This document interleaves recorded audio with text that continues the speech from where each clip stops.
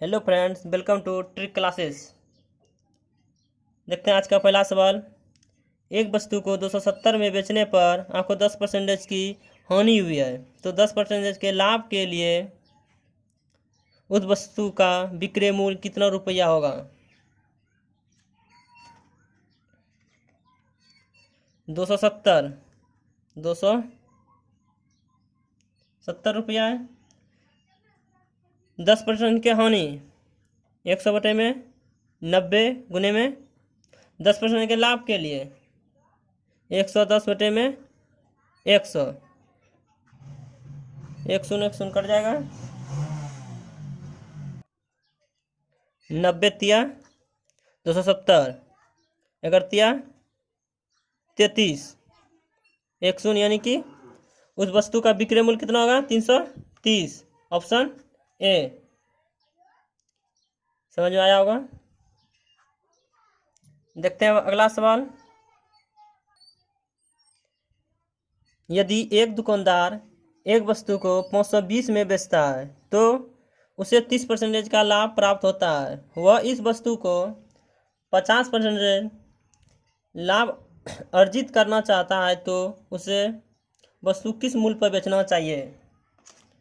कितना बेच रहा है? 520 रुपये में 30% का लाभ 100 बटे में 130। 50% का लाभ अर्जित करना चाहता है 150 बटे में 100। 100 कट जाएगा।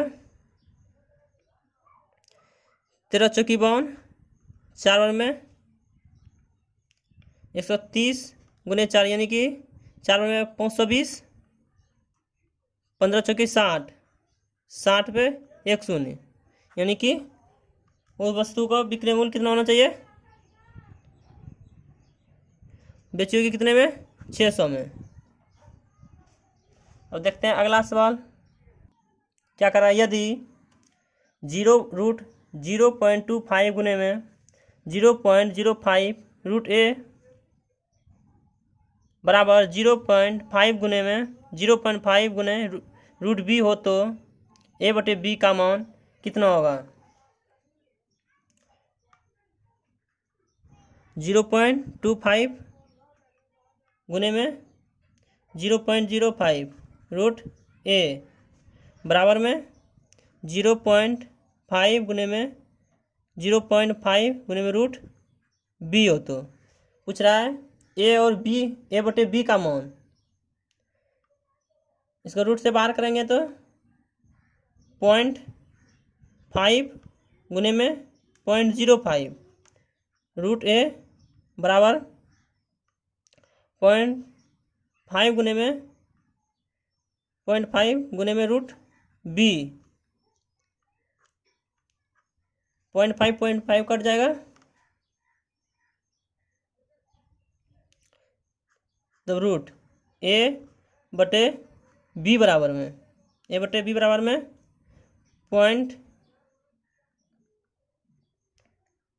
बटे में 0.05। पॉइंट एक नीचे 0, 2 को ऊपर।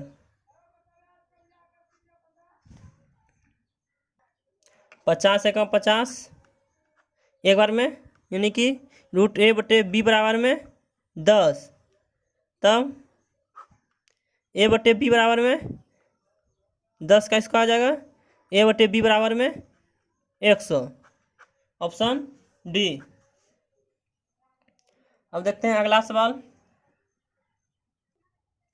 क्या कह रहा है। 4 अंकों वाली सबसे बड़ी संख्या को 40 और 52 से विभाजित करने पर प्रत्येक स्थिति में शेषफल 34 बचता है। वह संख्या है 40 और 52 से। दोनों का एलसीएम ले लेते हैं। 20, 13, 26, 26 दूना 52, फिर 2 से 10, 13, 13 दूना 26, 26 दूना 52 यानी कि एलसीएम 520। 520 निकला। सबसे बड़ी संख्या कौन है 4 अंकों का? 9999। जितना एलसीएम निकला उससे भाग देते हैं 520 एक बार में 520 9 7 4 फिर यहाँ 9 उतर जाएगा, फिर 9 बार में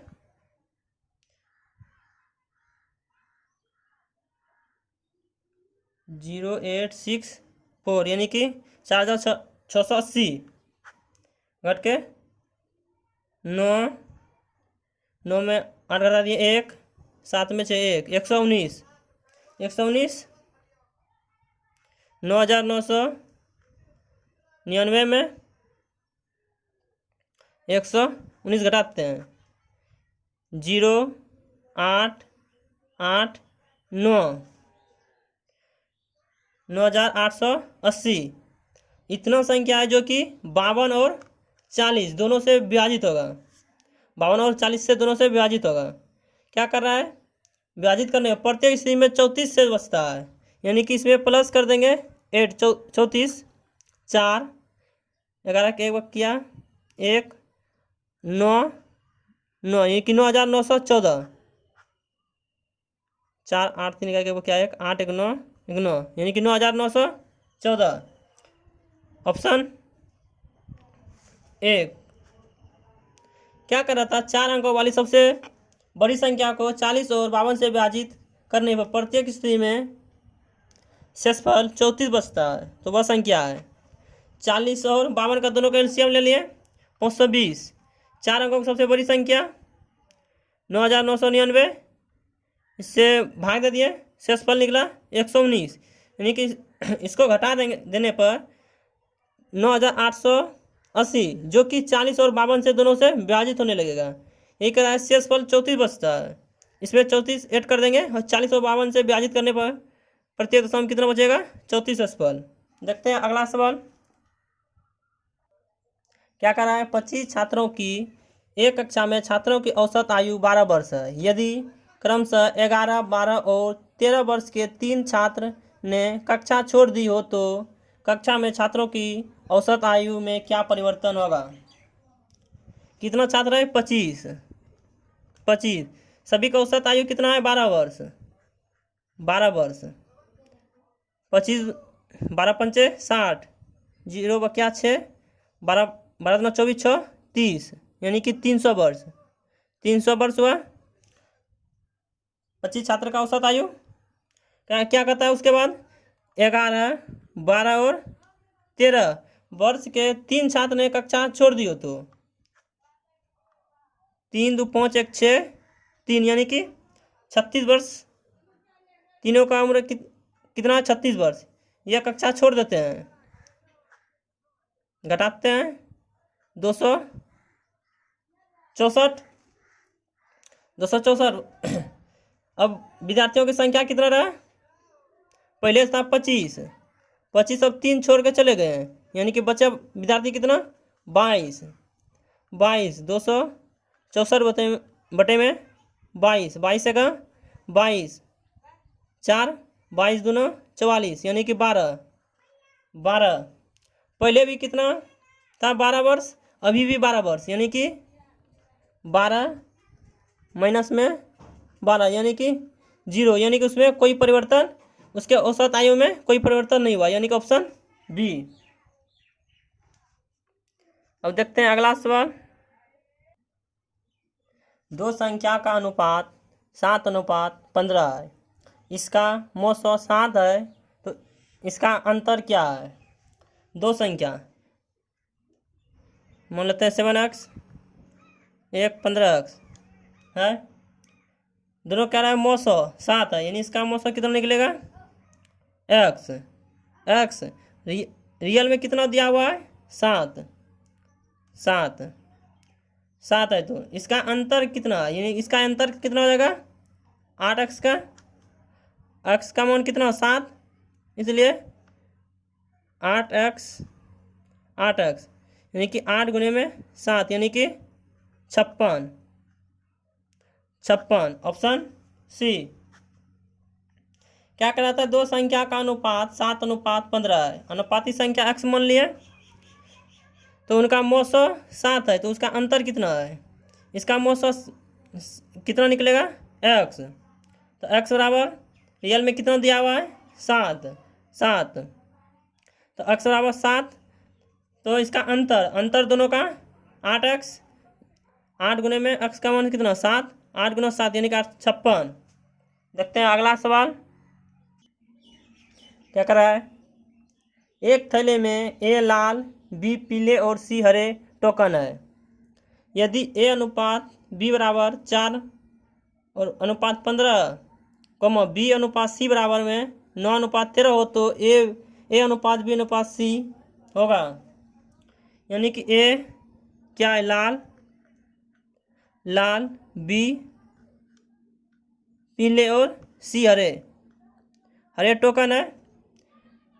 A और B का अनुपात कितना है? A और B का 4 अनुपात 15 और B और C का 9 अनुपात 13 हो तो A और B और C का कितना मान होगा? 9 चौके 36, 15 गुना 9 135, 15 गुना 13 195 कट रहा है तो कटाते हैं 3 से। 12 बार में 36, 4 तिया 12, 1 5 तिया 15, 6 तिया 18, बचा कितना? 1 5 तिया 15 यानी कि 12 अनुपात 45 अनुपात 65। Option 12 45 65 option A. अब देखते हैं अगला सवाल। अगर आप सब मेरे चैनल पर नए हो तो लाल बटन को दबाकर चैनल को सब्सक्राइब कर लें, जो कि इसी तरह का आपको वीडियो मिलते रहे। देखते हैं लास्ट सवाल आज का। 2 वर्ष पहले एक नई स्टॉक कंपनी को अपने पूंजी निवेश का 80% तक बढ़ा घटा हुआ। बाद के वर्ष में उसने अपना वित्तीय वसूली किया। चरण 1 में कंपनी ने 30,000 वसूल किए और चरण 2 में 80,000 वसूल किए। उसका आरंभिक पूंजी निवेश कितना था? यानी कि जब ये कंपनी खुला था तो ये कितना पूंजी लेकर के अपना कंपनी में आया था, ये पूछ रहा है। पहले चरणों में कितना वसूल किया? 30,000। दूसरे चरणों में 80,000 यानी कि 1,10,000। 0 8 3 11 1,10,000 1,10,000 का 1,10,000 गुने में 100 बटे में 80 कटाते हैं। 25 बार में 4 बार में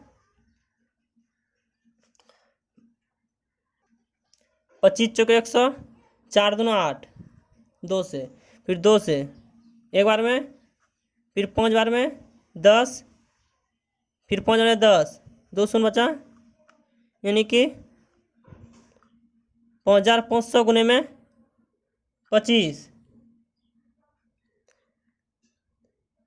5,500 गुने में 25,